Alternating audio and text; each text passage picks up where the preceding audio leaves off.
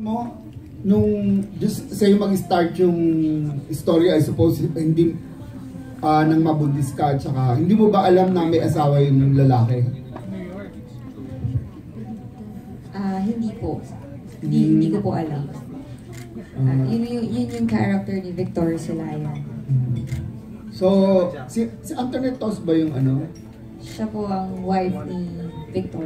So, magka-extend na kayo ulit. Yes. After the movie, no?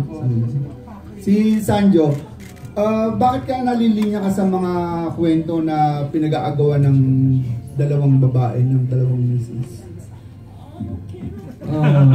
Parang first time ko yata.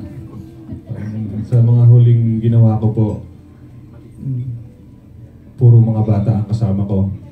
With Annalisa. Annalisa and Jana. Tapos, ito, first time kong gagawa ng ganong klaseng plot. Ngayon pa lang, na pinag-aagawan ako. Fantasy po ito eh.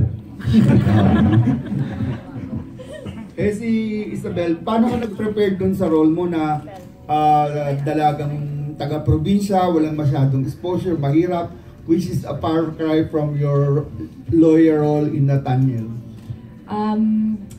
Well, nag-workshop po ako, tapos tinulungan din ako ni Direct FM na mga nuances ng taga-probinsya, paano ba.